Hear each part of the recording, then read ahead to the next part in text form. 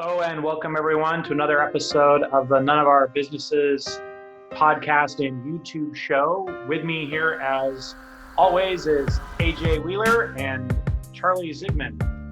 How's it going, guys? Oh yeah, I don't even know where we're at on here. Everybody, I'm pointing correctly here. we're all over. I know you're the one recording, so it'll show up good for yours. That's right. Okay, so yeah, let's get into it. This week's articles, as always, we're going to be talking about current events from an accountant's perspective. Charlie, take it away. All right, so I've got kind of a good article to start with. There was an article in NBC News that said Supreme Court rules Trump will have to fight to keep secret his taxes and financial records. And so what's going on, I'm sure you guys are aware, but for those who aren't, there's a probe going into some hush money payments that Trump apparently made to two women. And as part of that probe, the Supreme Court yesterday has ruled that he is not immune to the Manhattan District Attorney's attempt to get his tax records. And that part of the article talks about how they don't feel that it's a public interest to know what's in his tax records. And so I just think it's a very polarizing subject. They had talked about how the public has a right to every man's evidence, was a quote that Chief Justice John Roberts said, and how all the presidents between Jefferson and Clinton have testified or produced documents whenever they were asked. And so I guess the real question here is, what is your guys' take on whether or not you feel that Trump should basically be willing to share his tax returns as part of an investigation? I mean, I think as part of an investigation by the district attorney, I think he should be treated like any other citizen in that regard.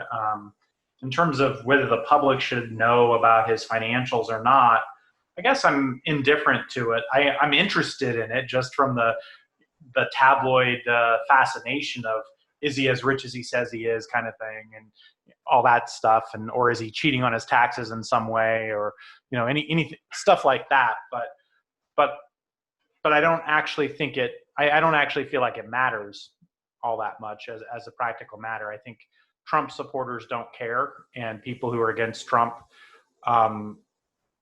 cared, and to the extent that this makes more people, or makes the same group of people who are against Trump have more fuel for their fire. I mean, I think there's so much.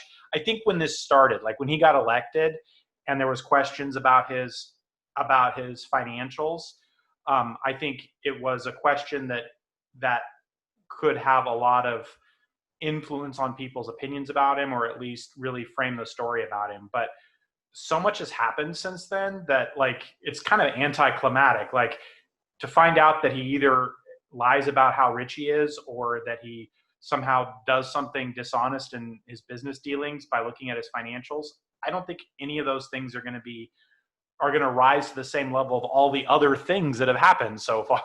So it's like, who cares at this point? I do have to say that is definitely true. The article tries to talk about how the fact of the timing of the election and everything, and how this is going to delay anything happening between then. And so they're viewing that as a major win for him, that this won't come out during a time when it matters. But like you said, I'm with you on that. With everything that's happened, that seems like not the biggest thing that he's, the biggest problem. I'm wondering if this will make a shift in like public policy, where there'll be everybody will have to kind of release their tax information, kind of like how nonprofits have to list like salaries of employees that are compensated over 100,000 or something like that. Where I guess, for transparency purposes, maybe while they're in office, they have to release taxes or something like that show, basically what they're making off of public service. I don't know. It's an interesting question to think that way about it. I'm with you guys. It's anticlimactic at this point. We're 4 years in. What does it matter now? It is kind of way past the point of where that would be a decision point, I think, for somebody, making a choice. But I think it's interesting, though, an interesting question as to whether or not like public servants, tax returns should be viewable basically by their employers, the public, the tax-paying public. All right. So yeah, I think we've said everything we can think to say about that. So yeah, you want to take us away with another article, AJ? Yeah. Let me see here. You can tell it's been we took last week off. So my article's from accounting. One of my articles is from the Accounting Today, and the title is "Big Four Face Big Split in UK as Watchdog Set for Separation Deadlines." So this is regarding the UK kind of arms of the Big Four. And for those that don't know, Big Four, the four largest accounting firms: KPMG, Deloitte, PricewaterhouseCoopers, and Ernst& Young. And they've agreed to an operational separation that takes their audit practice and basically separates it from their consulting practice, any consulting practices that they have. And now this was actually a law, I believe, or at least a knee-jerk reaction after the 2008 not 2008, the Enron scandals and kind of the accounting scandals of the early 2000s in the US. I believe only Deloitte kept their consulting practice, but the rest were spun off outside of the Big Four. So I'm wondering if your guys' take on this, first of all, if you think this is a good move, a meaningless gesture, and also too, if you think maybe this will have ripple effects back into the United States, because spoiler alert, all four of the Big Four have slowly brought consulting back into their firms since that time, since they released it. So I'd like to get your guys' take on this. Yeah, the thing that I didn't understand what they meant was by an operational split. So, I mean, does that mean that the same firm still owns the audit practice and the other? They're going to put up a firewall between them, kind of thing, is what they're saying. And so to your question, is it a meaningless gesture? I guess we don't really have enough details about what a so-called operational split means, and so it could be meaningless. I think conceptually speaking, if they were to like do a real split, like make the firms divest of their other practices so that the audit firm did nothing but audit, I think that would be a meaningful and revolutionary kind of change actually in our industry. But the fact that they called it an operational split, the cynic in me says, yeah, they're not really going that far with it. Yeah, the devil's in the details on this one, because it's like it really just depends on the substance of that split. Like you said, I mean, it definitely seems like the potential for there to be a reason to split those two parts of the firm up, that seems like it makes sense. I think we can all agree that there's an opportunity for kind of conflict of interest there, and for some subpar audits to happen potentially. And so, yeah, I think it's a good thing.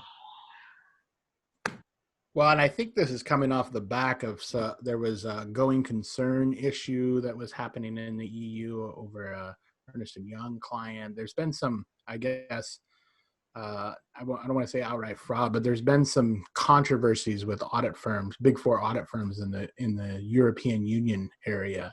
And I think this is where it's stemming from, or at least that's what the article is alluding to.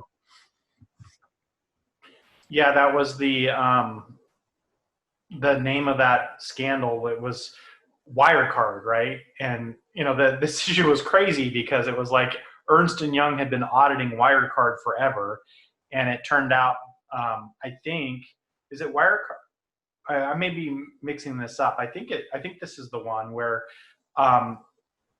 there was a Chinese connection, so maybe I'm confused. There was one that was maybe, I don't know if this is the same one. There was one where Ernst & Young was auditing, and maybe that was in China actually, where it turned out, oh no, there was a coffee chain in China where something happened. Yeah, so two different ones. Yeah, I don't know if this was the one where they never confirmed the cash balances, and it turned out the company was lying about their cash balance the entire time that Ernst & Young was auditing. That did happen to Ernst & Young. I don't know if it was this particular case or if that was the one in China. It might have been the one in China that I'm thinking of. But in any case, yeah, those are pretty black eyes on Ernst & Young on the global stage right now. But the reality is these firms are, the firms are kind of set up so that they're actually separate companies, generally by country or jurisdiction. So the fact that there's a problem with Ernst & Young in Germany, for example, doesn't directly impact Ernst & Young in the US from a legal liability standpoint. I believe that's how they have it set up. But yeah. Talk about a non-creative form of audit issue to just say that there is more cash, and that is like that's the whole creativity of the conspiracy here in the story. But yeah, I guess it had to be something, right? All right. So I've got another article we could talk about. Let's see. So in anyvalleynews.org, there was an article called "Self-Driving Trucks Operating in Arizona uh, Cause Truckers to Fear for Their Jobs and for Public Safety." And so what's going on is that there's a route being set up of test trucks, where long-haul driving trucks are going to drive between Phoenix and Tucson. And there's a tech company called Too Simple, which I think is maybe not the best name for for this type of thing that they're doing. But basically, this company is testing these trucks to ensure that they can make this journey safely. And a lot of people are up in arms about it. And there's another effort going on, not only with long haul truckers, but there's a company called Waymo that is focusing on like a UPS alternative for deliveries. And so it's one of those things where anytime any kind of new technology comes out, there's people up in arms about what it will do to the jobs that exist in the market today. And so I want to get you guys' take on what do you think is it an obvious good thing that we are, advancing these type of trucks, or is it possible that maybe this isn't the way that the U.S. economy should be moving? Actually, I find this super interesting because the shift, I guess, has been, and I think the shift is going to take longer than what everybody thinks. There's not going to be autonomous driving trucks tomorrow, but I think we're seeing an increase. We're on the threshold. I mean, Tesla already has self-driving cars. From my understanding, they can get them to drive on highways basically pretty safely, but when they get into densely populated areas or have to park them, there needs to be some kind of human interaction or a human driver to be able to do that. But I think, like many other industries that have gone away, they mentioned like the horse and buggy industry in the article there with the rise of the combustion automobile. I think it's a transition, the overall economy from a large macro scale. You're going to see a large amount of jobs, people with skills and a certain skill set, and then that job is going to be machined away basically, and you're going to have a group of workers with a skill set that's no longer useful. And so I think truck drivers are a dying breed, but I don't necessarily know how long that's going to take. We were supposed to have Amazon drones by now delivering our packages, and that's not happening. So I don't know if it's as gloom as doom as they make it sound, but if I was a young person, I definitely wouldn't want to get into the trucking business as a driver, Yeah, I think it's a natural evolution of where things are going. I don't know why it kind of struck me that of all that it's like Arizona is where they're rolling this out. I'm like, okay, that's the place where the laws will allow you to have a driverless semi truck rolling down the road is Arizona. And I mean, we already breached politics a little bit earlier, so we may as well point out that during the COVID crisis, Arizona is one of the hot states that seems to be on the forefront of willing to do shit. So as somebody that lived in Arizona for 15 years, let me tell you, the laws there are wild. You can carry a gun on your hip, just, out in the open, like no big deal. It is like the Wild Wild West. But Arizona is a large trucking state because of the border to Mexico. And then like you have a straight route to all the way to the East Coast and all the way to California, straight shot. And so there's large trucking companies and lots of truckers that live in Arizona. Well, and maybe you can confirm this point for me, because I also thought, I was looking at it and they were listing the cities that the routes would go between. I'm like, yeah, these are some long hauls where there's probably not a lot. It is like a straight shot. There's probably not a ton of traffic. Yeah. And so it's probably like if you were going to start this anywhere, it might actually be the safest place in the country to start something like that. Yeah, and so the cities that they're probably talking about are between Yuma, Phoenix, and Tucson. And those are the three largest cities in Arizona. And the joke in Arizona is you're 3.5 hours from anything. So if you leave Yuma, it takes you 3.5 hours to get to Phoenix, or about 4 hours to get to Tucson. And in between that triangulation of towns, there's really nothing but truck stops. I see. Between that. And so and it's not super hilly. There's maybe 2 sets of small mountains that you have to go through in that little triangulation area. But for the most part, they're pretty straight shots. And they're not, it's not traffic in Portland at 5 p.m., besides maybe in Phoenix. So, yeah. The other thing I was thinking about is what happens if you get into a traffic accident with an autonomous truck or vehicle like this, right? What's the protocol? Like, there's no one to exchange licenses with. What do you sit there and wait for? There's no way to use that gun on your hip. Yeah. It's actually funny you ask. I've actually read an article about this. They have a small robot that comes out and says, "So sorry, we hit you," and they make you sign a. No, I'm just kidding. That's our new company that we can start, is developing the apology robot that happens for autonomous drivers. Yeah, it'll be like one of those. There's got to be an exception. There's got to be an exception handling protocol for the autonomous vehicles. I don't know what that's going to be, but they just keep going because there's nothing. There's no way to get in trouble. There's no hit and run if there's no one to be charged, so it's fine. One of those auto dealership floppy things pops out the hood. I've been in an accident. The wacky waving inflatable flaming tube man. Oh, all right. This next one, I thought I'd get your guys' take on. So there was an article that was linked, and I ended up linking through to and our buddy Brian, shout out to Brian Quo, sent us over an article regarding, I guess, the banks now, the FinCEN, which I guess is the financial police that kind of monitor banks on who's using the banking and deposits in their financial institution. They sent out guidance that essentially says that hemp businesses are able to have a regular depository, and the same kind of laws and regulations apply to them that it does for all other businesses.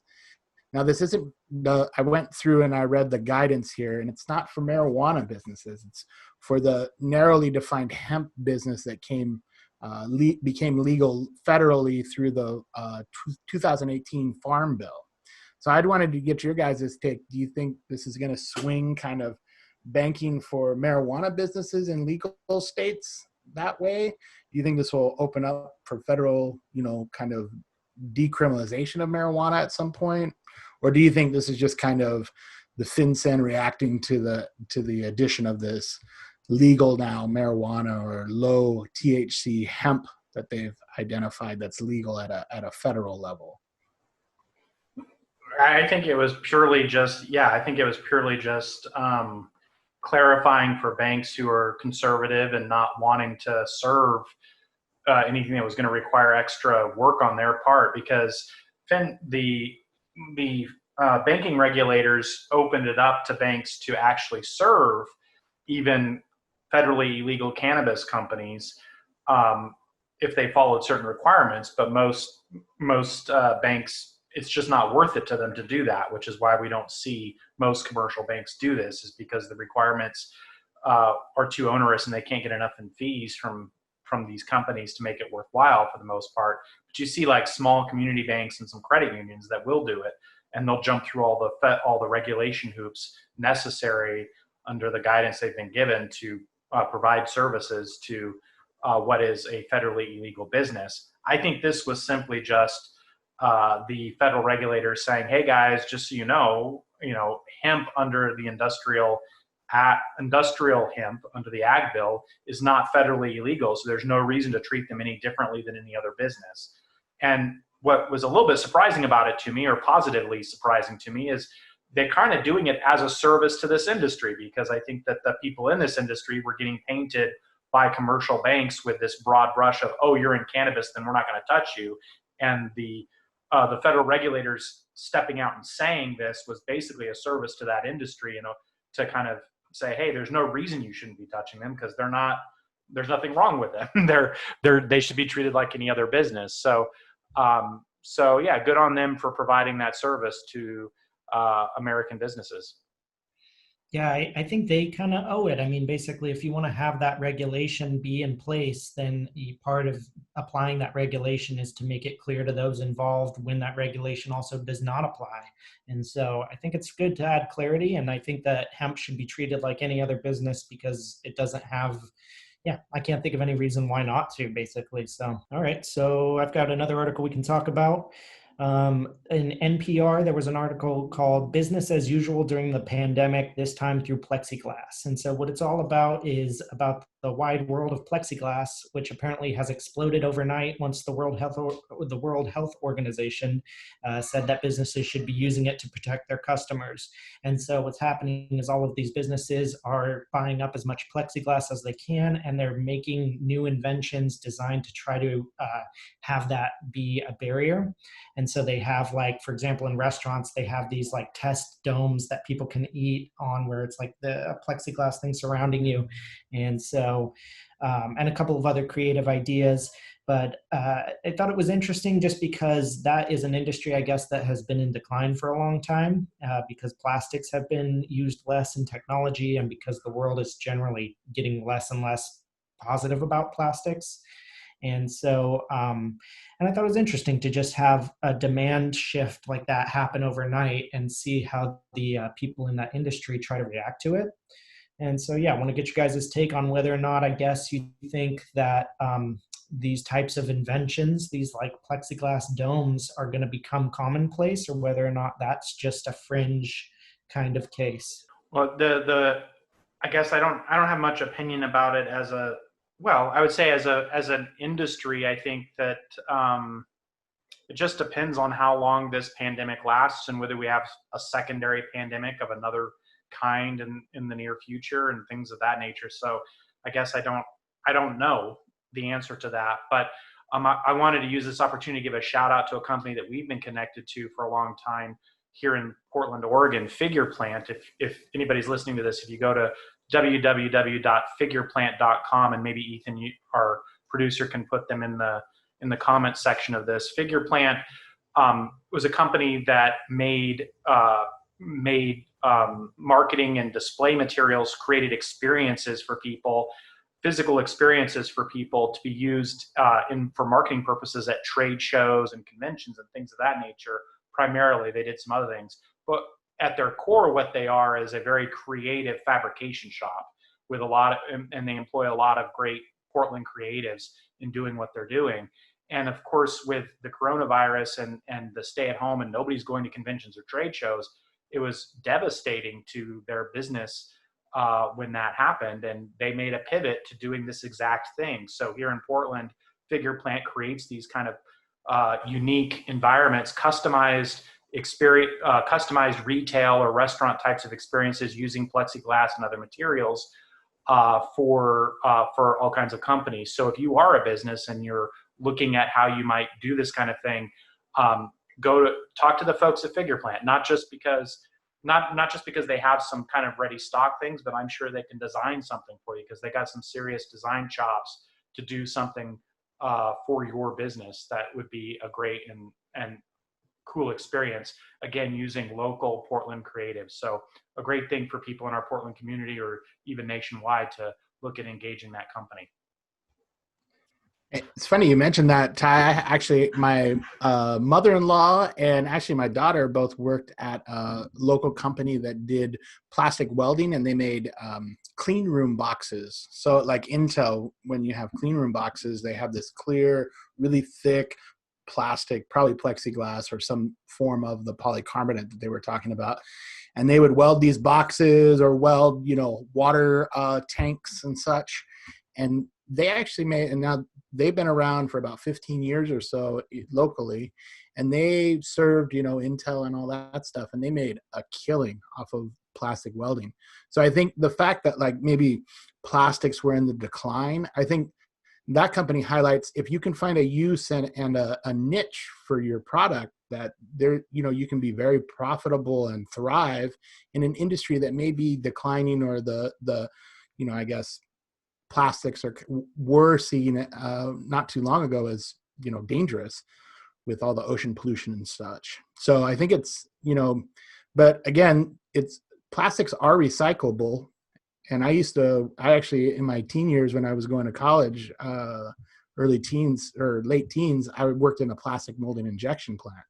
And they had, big hoppers full of small pebbles that and they would recycle anything that was bad. So there is some recycling to it. And if it's used correctly, I think it can be environmentally neutral, I guess. But yeah, it's interesting how that industry there's a lot of different things you can do with it.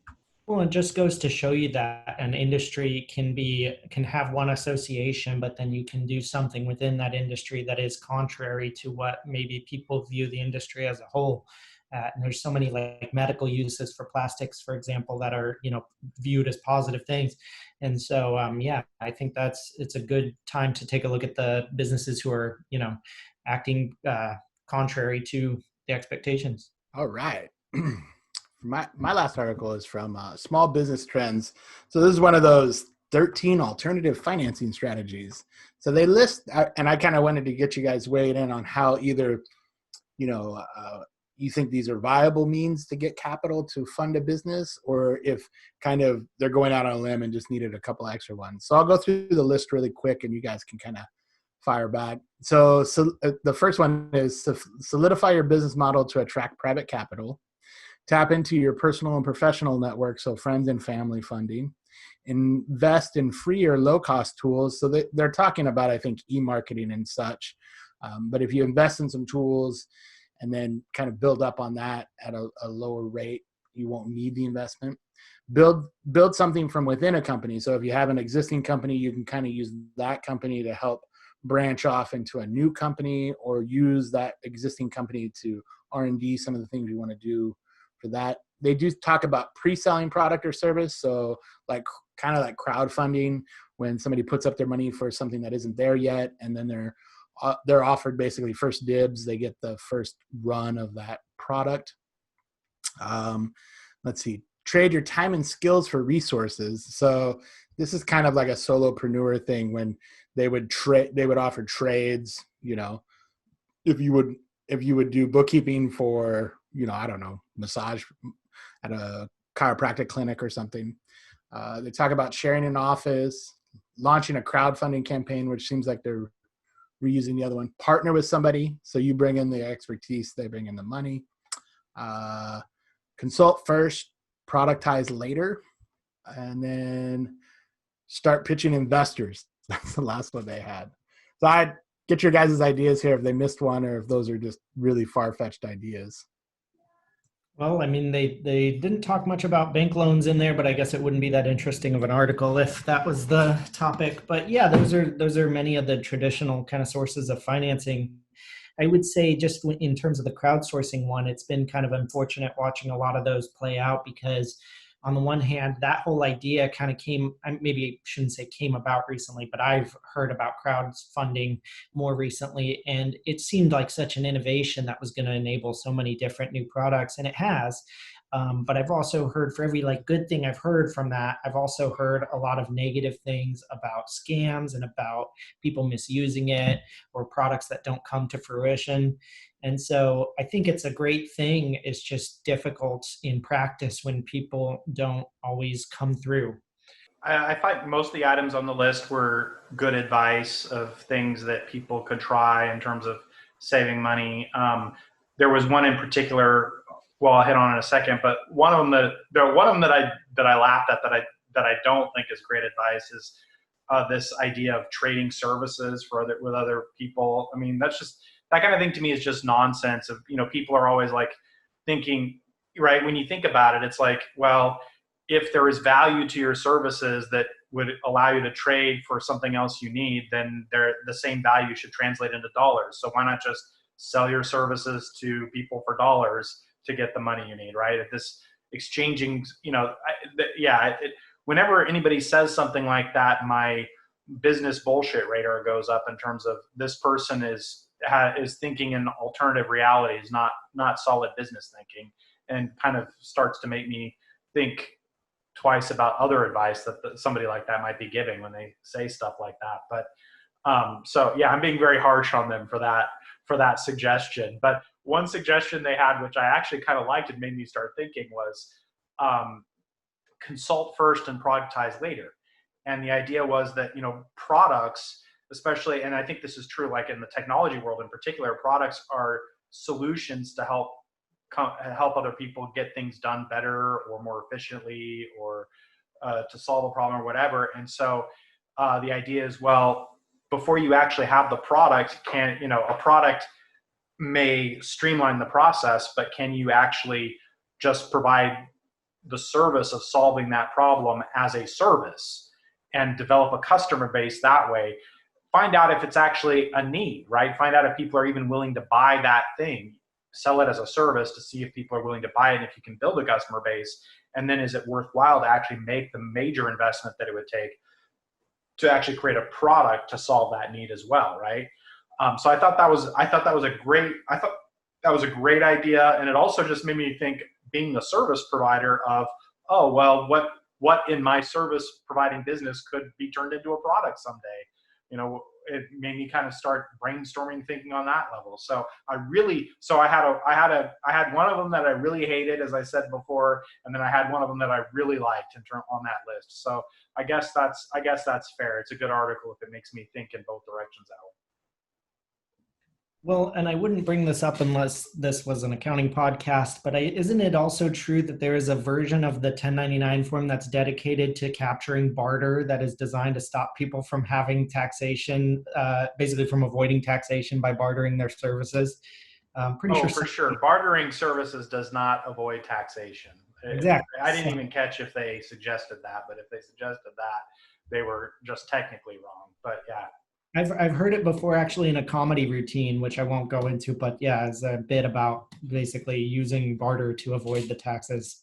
All right, so I've got another article we can talk about called from CNN called "The United States is Looking at Banning TikTok and Other Chinese Social Media Apps," Pompeo says. And so basically what's happening is that Secretary Mike Pompeo says that the U.S. is looking at banning these apps, that apparently they feel that a lot of these apps are fronts for data collection services for foreign governments, and that a lot of times when we're just using our phone, what we think is normal, it's actually going into the hands, that information is going into the hands of somebody that you might not want it to.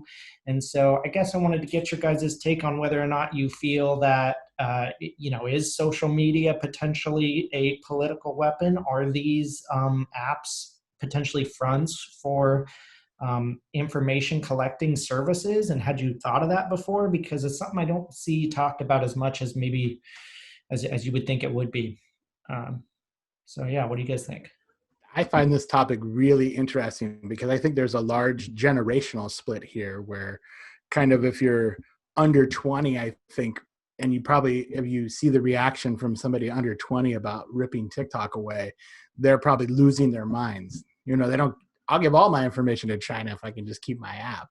And I think that generationally, I think younger kids probably don't mind having their digital life and digital footprint, taken and used by whoever, especially if it makes their life easier. And I mean, we as a whole give away our information every day when you're using Google or Facebook or any of those other things. It just happens to be for a US company, and I'm not so sure how that changes because it's a Chinese company that you're giving your information away to. So I do think it is a political kind of thing. I guess, from a worldview, China is a little bit more regressive as far as like personal freedoms and freedom of expression than America is. So, but what your data has to do with that, or what you like on TikTok, I don't know. I don't know. But it's an interesting thought that in years past, in like the 80s or something, if America government decided that something wasn't to be sold here that was produced in China or Germany or somewhere, they would just not allow it to be imported. But now you're talking about a digital footprint, I guess, or a digital app that is crossing borders, and there's really nothing they can do to stop it besides banning the app itself in America. Well, and just speaking of the crossing borders thing, I think that's an interesting point because they argue in the article that you can call it a Chinese app or whatever, but basically the people who work for TikTok are saying, well, all that data is stored outside of China anyway. And so this distinction you're trying to make maybe isn't even what you would think it would be anyway. They said that it's all stored in the US with backup in Singapore. And so it just kind of speaks to the international nature of this question. And yeah, I thought it was interesting. Like you said, it doesn't seem like that dangerous of a thing to know what somebody likes on TikTok. But on the flip side, Indian government is saying that this app poses a threat to sovereignty and integrity, which is a gigantic claim. And so, yeah, that's what kind of sparked the interest. Well, I think what this is doing, this is something we've talked about on the podcast before. And from an accountant standpoint, I think this is really going to drive home what we've talked about before in relation to like international taxes, is like where the nexus is. And I think it's going to force, I think, for them to probably make some hard, fast rules, or at least twist that way towards some rules that define when something happens in a border on the internet. And I think that might come out of this, and it might be something in the accounting realm just to keep an eye on, that probably they're moving that way at some point. Yeah, I mean, the scenarios, I think that the company, I've heard about this on several news outlets over the last week about this issue, and the company has made a lot of, they make a lot of claims about why the Chinese government couldn't get its hands on the data, or they don't really say the Chinese government couldn't get its hands on the data. They just say that there's these mitigating factors that should lead you to believe it's unlikely. But I mean, the fear here is, right, I mean, it's an app on your phone. Ultimately, the parent company is a Chinese-owned company, which is subject to the security apparatus in China. And so, the two possible things that could happen is the Chinese government somehow getting access to the overall data, and who knows how mining that data ultimately could lead to information that is used in some way against U.S. people in the government, or potentially used against. We're in a global society here. Are there things within that app that we do here that are affecting friends that we have in China or in Hong Kong or in Taiwan, where it gives the Chinese government information about people that are within their jurisdiction to do something not real great with or to.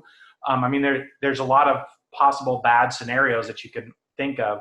They could push updates to the app. Another far-fetched scenario perhaps is the Chinese government working with the parent company to push some kind of updates to the app that it does more than you think it's doing, besides just the data that it already has.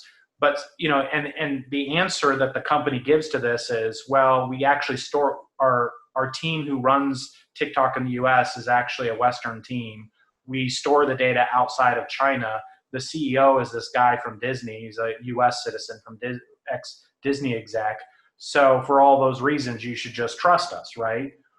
Well, okay. I mean, it depends, I guess, on how much you trust those things, how much you trust that CEO. Will the U.S. executives, will the U.S. team report TikTok to the CIA or the FBI at the day that China actually does request this information, or that they discover that their parent company is siphoning off this data? And, I don't know if they will do that or not, but if, that's what we're asked to rely on, is that they would do that kind of thing. So I think those are all the possible kinds of, I think that's where all the fear and the discussion comes from. And I think it's not necessarily unfounded. I'm of two minds about this. Like a lot of things, it's like, yeah, I mean, I understand the national security fear. And so I think it's reasonable. These are reasonable concerns.